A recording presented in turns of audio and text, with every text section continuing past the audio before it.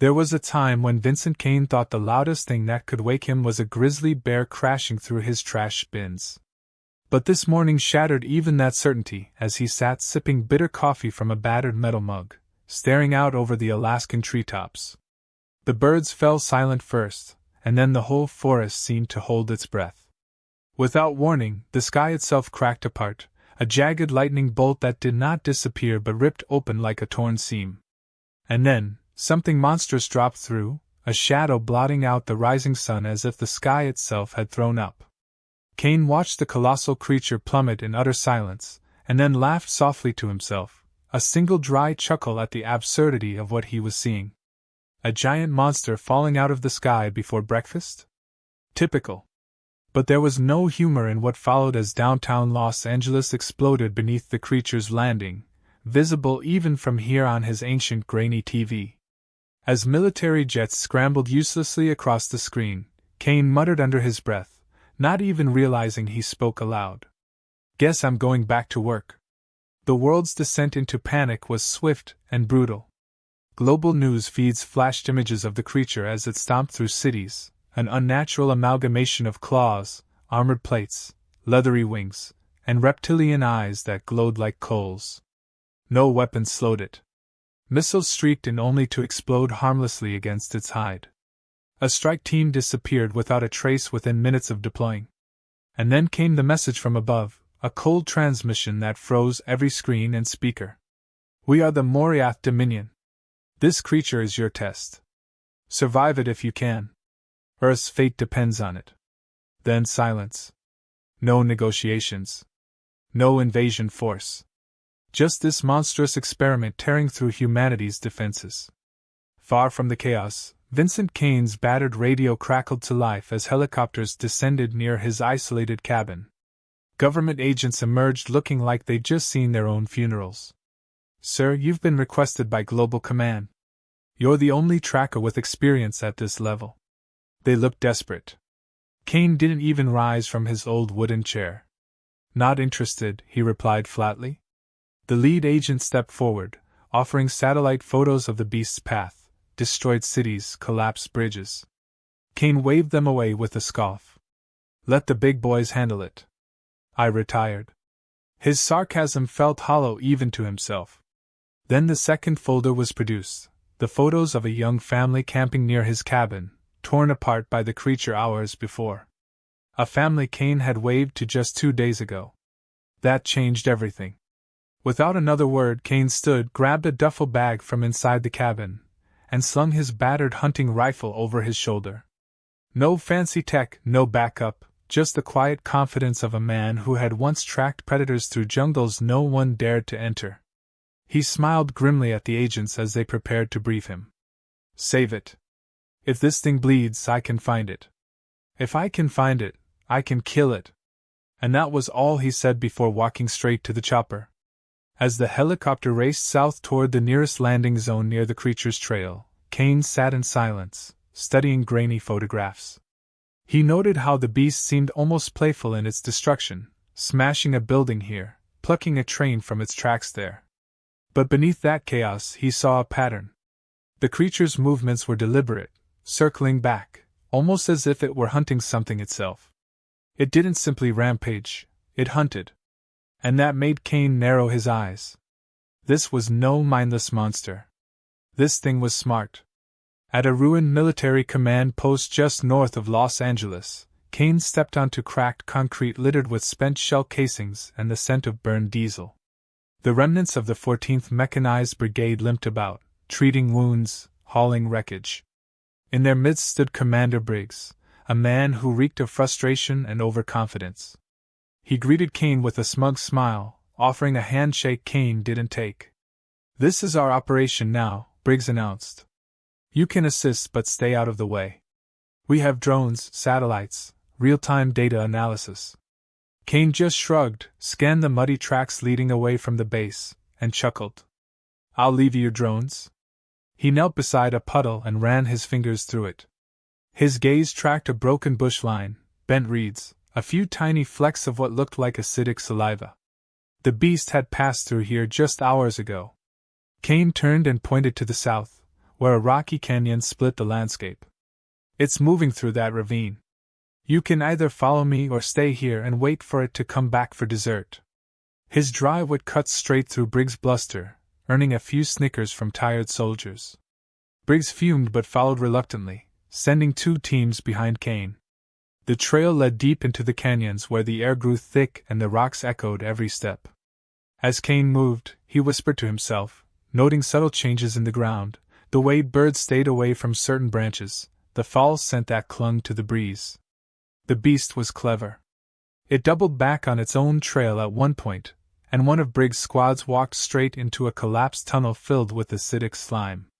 Only Kane's sharp eye saved the others, warning them just in time as a glistening claw swiped from the shadows. By nightfall, Kane had confirmed his worst suspicion. The creature was learning.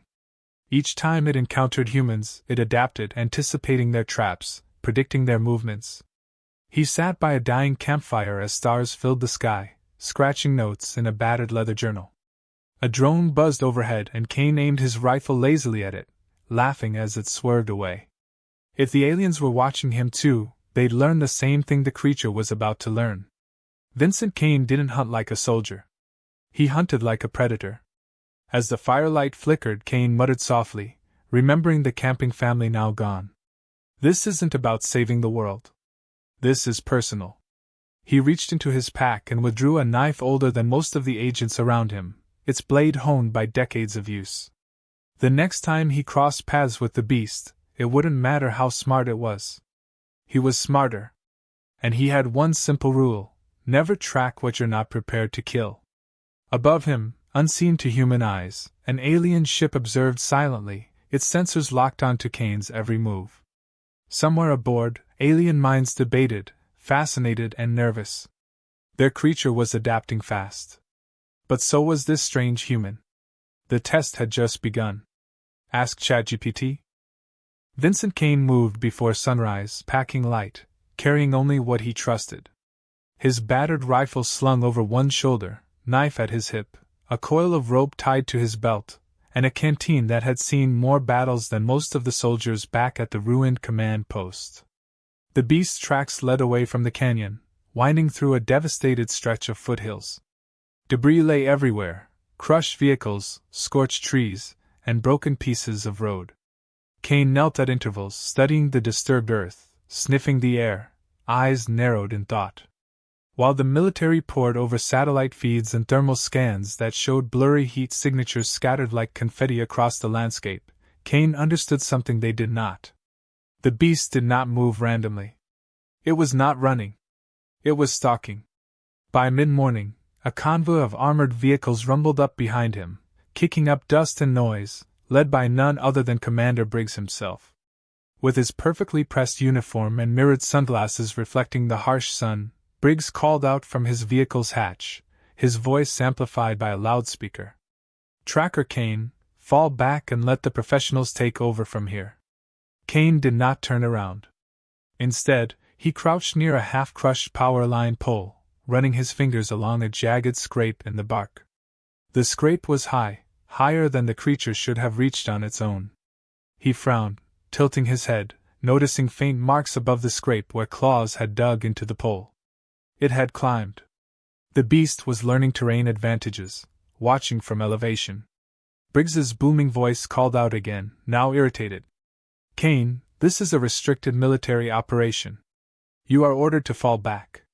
Kane finally spoke, not turning around but loud enough for the convoy to hear. "You want to command this thing, Briggs? Go ahead.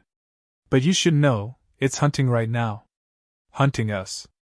That quiet statement caused a ripple of unease through the soldiers riding with Briggs. A few shifted nervously, clutching their weapons tighter. Briggs waved them forward anyway, ordering drones into the air and teams to fan out. Kane simply smirked and walked off the road into the undergrowth, disappearing within seconds. He did not need to argue. The beast would make his point for him soon enough. Hours passed and the sun climbed higher, baking the ground dry and hard. Soldiers swarmed over the terrain with metal detectors, motion sensors, and heat scanners, all while Kane moved silently, following tracks most of them could not even see. He noticed subtle signs: a branch snapped at an unnatural angle, claw marks at ankle height, a patch of earth disturbed in a spiral pattern. These were not animal signs, these were tactics. The beast was laying traps. Kane felt a chill despite the heat. He found one of those traps near an abandoned gas station, a pile of rubble concealing a hollow where acidic slime pooled beneath. One wrong step and a soldier would fall through, burning alive before help could even arrive. He placed a marker nearby but did not warn Briggs yet. Let the commander learn some respect the hard way.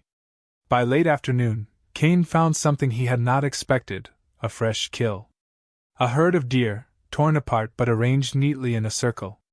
The beast had not eaten them. It had displayed them, like a warning, or perhaps a taunt. Kane crouched beside the carcasses, feeling the ground, listening to the wind. The silence was too perfect, too complete. No birds, no insects, no sound of leaves rustling. The predator was near. His instincts flared, and without hesitation he threw himself to the ground just as a blur of motion swept through the trees. A massive claw raked the air where he had stood, striking the trunk behind him, splitting it like matchwood. Kane rolled and came up on one knee, rifle ready, but the creature was already gone, slipping back into the forest shadows. In the chaos, one of Briggs's squads blundered into the clearing. The soldiers froze as they saw the torn deer, the shredded tree, and Kane crouched with his rifle raised, scanning the trees. "What happened here?" the sergeant asked breathlessly. Kane pointed to the trees where sap still dripped from the gash the creature's claw had left. "It's testing us," Kane said. "It could have killed me, but it didn't. It wants me to know it is watching." The sergeant swallowed hard, glancing over his shoulder. Back at the convoy, Briggs was still barking orders, clearly oblivious to what was happening on the front lines. Kane stood slowly and turned to the soldiers. "Tell your commander to keep his men tight and off the trails. The beast is baiting us now. It's using my tactics against me." Then Kane slipped into the undergrowth again, following a faint trail of slime that led deeper into the hills. By nightfall, Kane reached a ridge overlooking a narrow ravine. Below, he saw the beast for the first time in clear view. It crouched beside a ruined car, its head tilted as if listening. Its body was larger than he remembered from the photos and reports. Its limbs seemed longer, more flexible, its tail swished in slow, deliberate movements. It was evolving rapidly, adapting to every encounter, every weapon, every tactic. Kane realized this was not simply a predator sent to kill. This was a test subject itself, being monitored and refined by its creators. The aliens were not simply watching Earth's defenses. They were using Earth as a laboratory. The realization hit Kane like a cold wind. Every failed strike, every dead soldier, every blunder by Briggs and his teams was feeding data to the alien ship above. They were learning as fast as the beast. He crouched there for a long moment, watching as the beast moved with eerie grace, vanishing into the shadows without a sound. This was not an enemy he could outgun or outrun. This was an enemy he would have to outthink. Back at his small temporary camp, Kane sat alone, writing careful notes in his old leather journal, sketching the creature's new proportions, annotating its behaviors. He knew the military would dismiss his theories and continue to throw drones and missiles at the thing. But Kane would take a different path. He would force it to come to him, on his terms, in terrain he understood better than anyone. As he closed the journal, the campfire snapped loudly, sending sparks into the night sky. Kane glanced up at the stars, knowing the alien observers were watching him just as closely as they watched their beast. He lifted his battered mug, now filled with lukewarm coffee, and raised it in mock salute to the darkness above. "You sent one monster," Kane murmured. "But down here there's two of us hunting now." Vincent Kane rose before dawn again, waking from a light, restless sleep. His campfire had long since burned down to embers, but his mind had burned hotter through the night. Every observation, every step of the beast's trail confirmed what his instincts told him. This was not an animal, not even a genetically designed predator in the simple sense. It was something more disturbing, something reactive. It was studying him, mimicking him, and perhaps even learning from him faster than he could counter. The air around his camp felt heavy, as if the woods themselves knew what stalked them now. And somewhere far above, invisible to the human eye, that alien ship floated like a judge in silent orbit, watching, recording, adjusting. Kane moved fast but deliberately, slipping between broken trees and cracked rocks, following faint but unmistakable signs that few others could have read. He noticed how the beast was beginning to lay false trails, carefully disturbed ground leading nowhere, snapped branches where no heavy body had passed, a pattern Kane recognized as deliberate deception. It was learning camouflage tactics that humans had invented for ambush predators. Kane smirked at this revelation but felt an undercurrent of dread. He could see the pattern, but it was evolving with every hour. The aliens must have been feeding data into it, adjusting its behavior in real time, and that meant it would only become harder to track as this grim game continued. By late morning he reached a clearing where a ruined village lay in eerie silence. Burnt-out homes, collapsed fences, children's toys lying half-buried in ash. Kane crouched low, examining the footprints that crisscrossed the clearing, some clearly human, others belonging to terrified livestock, but at the center he saw something chilling. The beast's tracks circled deliberately around the village's central square, doubling back repeatedly, as if pacing and waiting. As Kane studied them, a bitter realization crept into him. This wasn't just hunting anymore. The creature was baiting him, creating a space to force a confrontation. It wanted him to enter this clearing. It had left no blood here, no corpses. It was practicing restraint. At that thought, Kane froze and slowly scanned the ruined rooftops around him. He felt that unmistakable sensation, like a pressure on the back of his neck, a predator's gaze. His breath slowed as he crouched lower, checking angles, scanning shadows. Then, almost too faint to notice, he saw it, a glint, a brief shimmer between two collapsed chimneys. The beast's glowing eyes locked on his position. It was watching him from above, exactly where a skilled tracker would perch while waiting for prey. Kane felt a dark humor rise in his chest. The thing was copying him exactly, down to the choice of hunting perch. Without warning, Kane dove aside just as a slab of roofing tiles crashed down where he had stood. The beast had triggered a crude trap by pushing debris from above. He rolled smoothly and aimed his rifle, firing a round toward the spot where the glint had appeared, but the creature was gone in a blur of motion, disappearing into the shattered houses. Kane didn't bother pursuing immediately. Instead, he smiled grimly and whispered to himself, "Good move, ugly. Let's see how far you really want to play my game." He pulled back from the clearing, using the ruined streets to loop around, leaving deliberate false trails of his own now. This was no longer a one-sided pursuit, it had become a duel between two predators.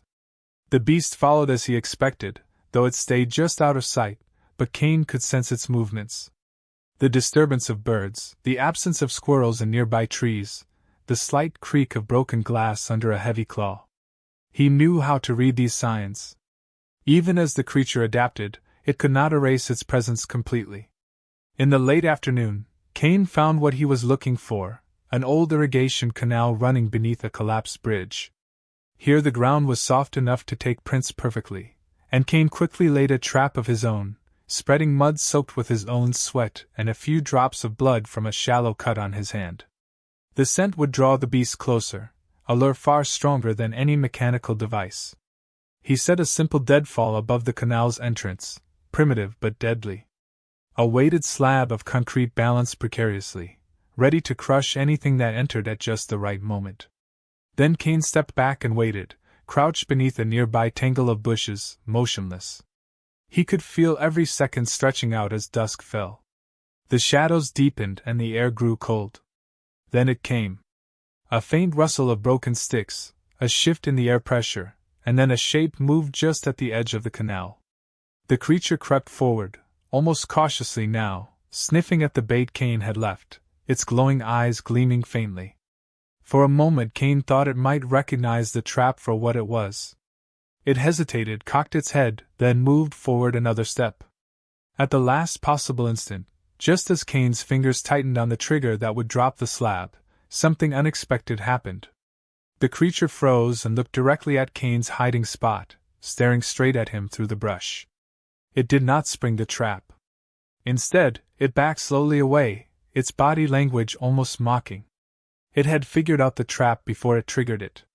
Worse still, it had found him without even needing to enter the kill zone. Cain let out a quiet breath and lowered his rifle, shaken but also quietly impressed. The game had escalated. The creature wasn't just learning from his movements. It was anticipating them now, thinking ahead. That meant the aliens must be guiding it more directly than he had feared. This wasn't evolution by trial and error. It was remote-controlled adaptation. Cain stood and stepped out into the open, facing the shadows where the beast had vanished. He knew the drones above were recording every second. The aliens watching from orbit must have seen this exchange and understood what it meant. Their creature was getting smarter, but so was Cain. As the last light of day faded from the sky, Cain made a decision. He could no longer hunt this thing on flat ground or through burned villages. He needed to control the environment completely, to force the beast into terrain where every inch favored his knowledge and instincts. That meant going deep into the wilderness, into canyons and ravines so remote no satellite could map them in detail. There, stripped of their technological advantage, even the aliens might find themselves blind. With a wry grin and a shake of his head, Cain muttered softly as he began packing up. "All right then, monster. Let's see how well you hunt in my world." Above him, unseen but felt, the alien ship continued to hover, their silent observers taking note of every choice, every adaptation. The game was far from over. In fact, it was just beginning. Night fell like a shroud over the canyon where Vincent Cain now made his stand. The stars were obscured by drifting clouds, and no moonlight touched the rocks. This was his world now, where every sound carried and every shadow hid a possibility. Cain moved carefully through the narrow passage, marking his path not with lights or beacons but with subtle scratches on the stone, signs that only he would recognize. He carried no high-tech trackers, no satellite links. If the aliens were watching from above, their sensors would struggle here. This canyon, with its tight curves, overhanging cliffs, and deep crevices, was his arena, a place where a tracker like him could vanish completely. The beast, for all its speed and strength, would be forced to come to him, but not on its own terms. He spent the early hours rigging traps of the oldest kind, deadfalls, tripwires strung with sharpened stakes, pits disguised with loose earth and debris. None of these would kill the creature outright, he knew that. But they would slow it, injure it, give him time to strike. More importantly, they would force the beast to think like him, to confront the human mind in a place where instincts mattered more than strength or speed. He worked in silence, his movements smooth and sure, every knot tied with precision, every trigger tested and reset until he was satisfied. Around him, the wind stirred dust and loose gravel, but no animals moved. Even nature seemed to recognize that a greater predator stalked these grounds tonight. Hours later, Cain crouched near the canyon's narrowest point, a natural choke where the walls rose sheer on either side, leaving only a single path forward. He set his final trap here, a tangle of branches concealing a pit filled with sharpened steel rods salvaged from the ruins he had passed days earlier. Once done, he leaned back against the rock wall and listened. There it was, a faint scrape of claw against stone, distant but approaching. The beast had entered the canyon, as he had hoped. It was following him carefully now, no longer reckless, moving with caution and precision. He felt a grim satisfaction. Even an apex predator had limits when forced into unfamiliar terrain. But as he waited, Cain also felt unease. The creature was too quiet. For something so large, it moved with an unnatural silence, as if it had learned to mute even its breathing. It was adapting faster than he had expected. Somewhere above, the alien observers were likely feeding it real-time instructions, helping it navigate, helping it think. Cain whispered to himself. Good. Let them help. The more they think for it, the less it thinks for itself. He had seen this before in human hunters who relied too much on technology. They grew sloppy when stripped of their tools. He was counting on the same flaw now. Suddenly a sharp crack echoed down the canyon. Not from ahead but from above. Cain's eyes snapped upward just in time to see a large boulder shift, falling from a ledge he had thought secure. The beast had climbed the cliffs, bypassing his traps entirely, and triggered an avalanche aimed directly at him. Kane dove sideways as stone fragments exploded around him, his body slamming hard against the canyon wall. Dust choked the air, blinding him for a moment, but even through the chaos he could hear the beast's approach. Its footsteps were measured, confident, as it stepped over the fallen rocks, tail lashing slowly. It had not only evaded his traps but used the canyon's terrain against him, turning his own domain into a weapon. Kane coughed, shaking dust from his hair, and crawled backward into a crevice. His heart pounded but his mind raced faster. The beast was smarter than before, more deliberate. This wasn't just animal cunning anymore. The alien guidance was changing it into something else entirely. It was no longer a test of endurance or skill. It was a contest of minds. He felt something like respect mingled with fury. This thing had learned faster than anything he had ever hunted. But that didn't mean it was unbeatable. He waited until the beast passed, its massive bulk outlined briefly against the starlight filtering through a break in the clouds. Then Kane moved again, this time not away but toward it. He would not run. He would not be lured into fighting on their terms. Instead, he would reverse the game. He followed the beast's trail as it advanced deeper into the canyon, tracking the tracker. He stayed low, breathing slow, every step placed with care. As he moved, he thought back over everything he had observed. The way it paused to scan surroundings, how it favored its left side where he had wounded it days ago, how it circled potential ambush points before committing. Patterns. All predators had patterns, even this one. And patterns could be exploited. Hours passed this way, a grim dance of hunter and hunted, either fully committed to attack but both seeking advantage. Near dawn, Kane saw his chance. The canyon split into two forks ahead. The right path was a dead end but concealed a narrow ledge above that overlooked the trail. Kane moved quickly, silently, scaling the wall and waiting above the fork. He left false signs at the base to draw the beast in, a scrape from his boot, a broken twig, a few drops of blood from a shallow cut on his palm.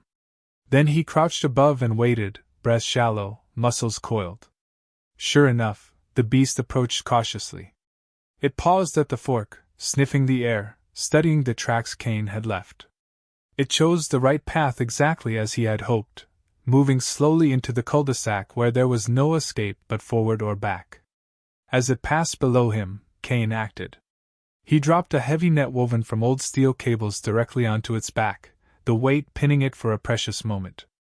In that instant, Kane leapt from the ledge, landing hard beside it, his knife flashing in the dim light. He drove the blade deep into the creature's flank, aiming for the joint where its armored scales met softer flesh. The beast howled, thrashing violently, its tail lashing out and catching Kane across the ribs, knocking him clear. He hit the ground hard, skidding through dust and gravel, but his strike had done damage. The beast bled now, thick dark fluid pooling at its side. It reared back, glaring at him with something that looked almost like fury but also something else, something unsettling. Understanding. It knew now that he could hurt it. That he would hurt it again. Kane lay on his side coughing, ribs aching but smiling grimly as the creature backed away, limping slightly as it retreated deeper into the canyon. Above them both, the alien ship hovered unseen, its watchers taking in every detail. Kane rolled slowly onto his back, staring up at the cloudy sky and laughing softly despite the pain.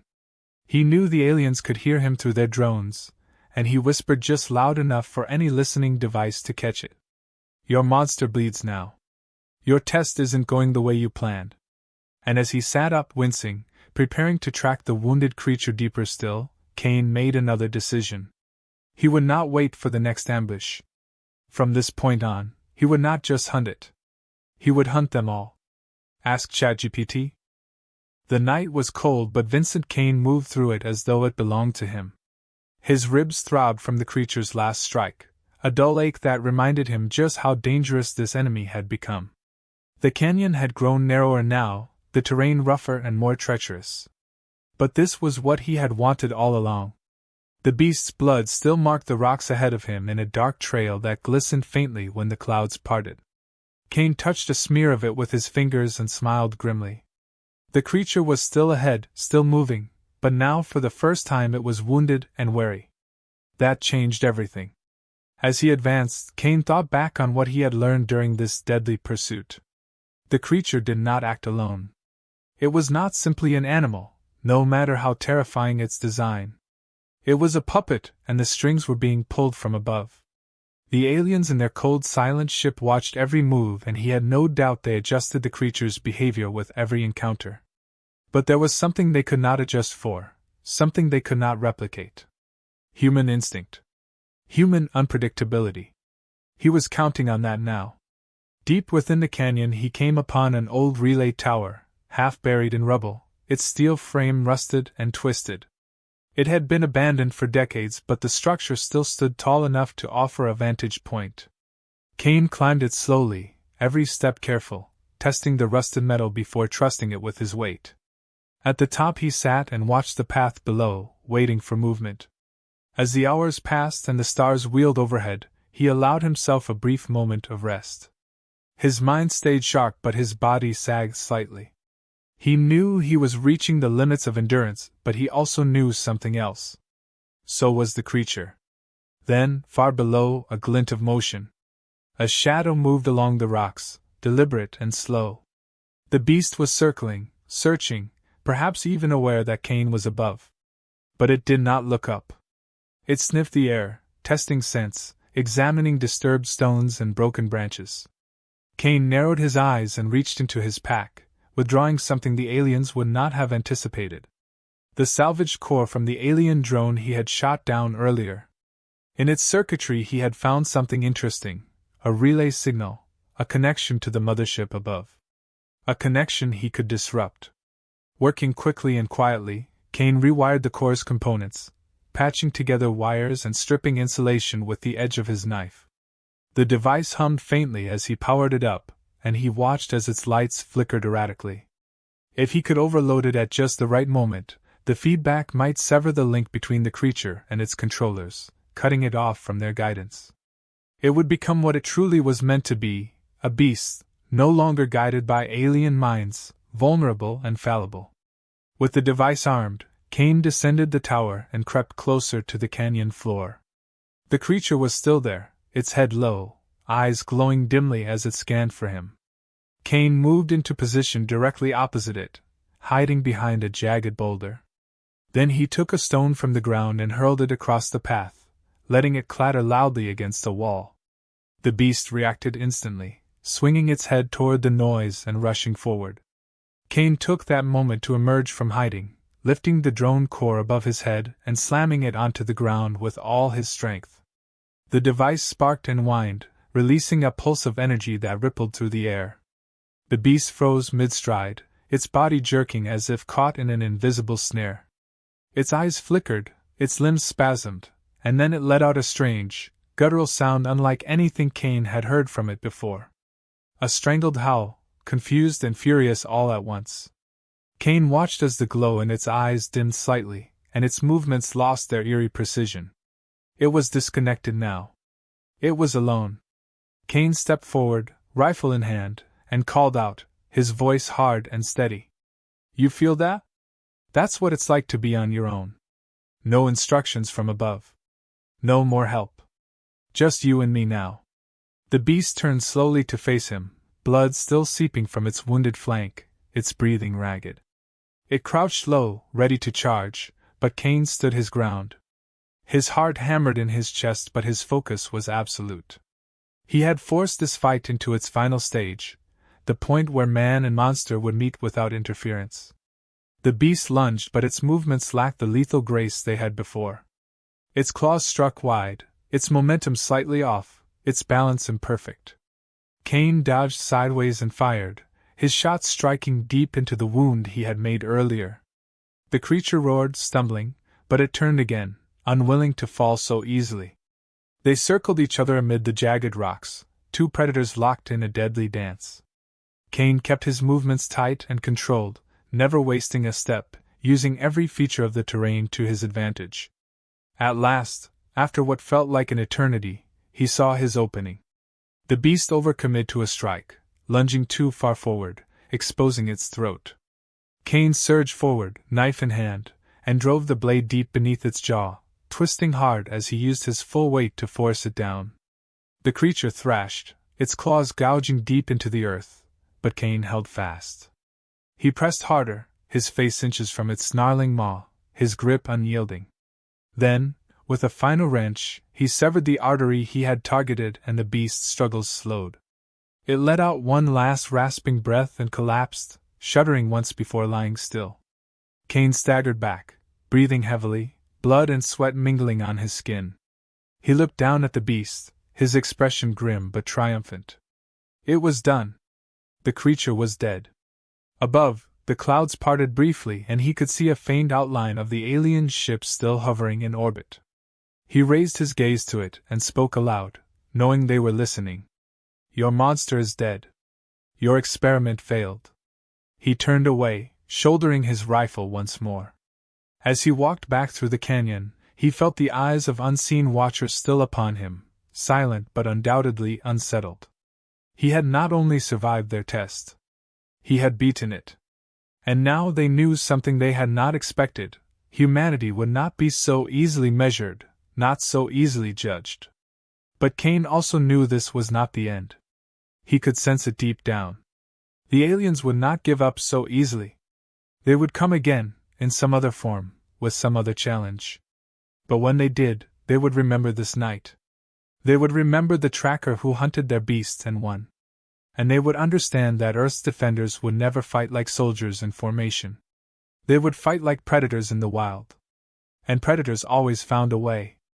As dawn broke over the canyon walls, Kane kept walking, leaving behind the carcass of the creature but taking with him the knowledge that the real hunt might have just begun. The morning sun rose slowly over the jagged rocks, casting long shadows across the canyon where the beast's lifeless body lay. Vincent Kane sat on a boulder near the carcass, watching the horizon as light crept into the depths of the ravine. His muscles ached, his ribs throbbed with every breath, and a thin trickle of blood still oozed from a cut above his temple.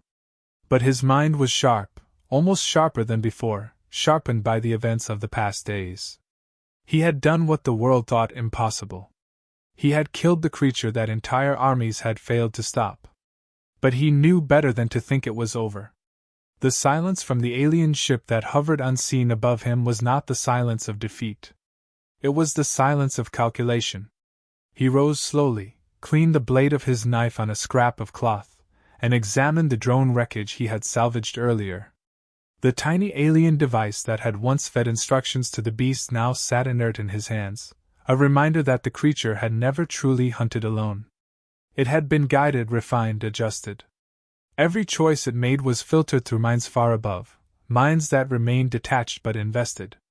Kane turned the drone over carefully, prying apart its panels until he found what he had hoped would be there, a transmitter node still active, quietly pinging the mothership above.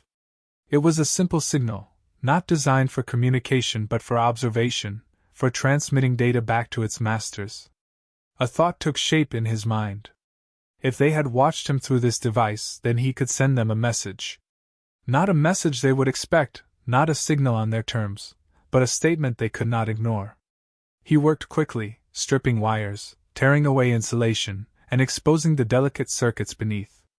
He rigged a battery from his field gear, forcing power into the transmitter far beyond what it was designed to handle. The tiny node began to spark, lights flickering wildly as Kane wrapped a cloth around it and tied it securely to the beast's body.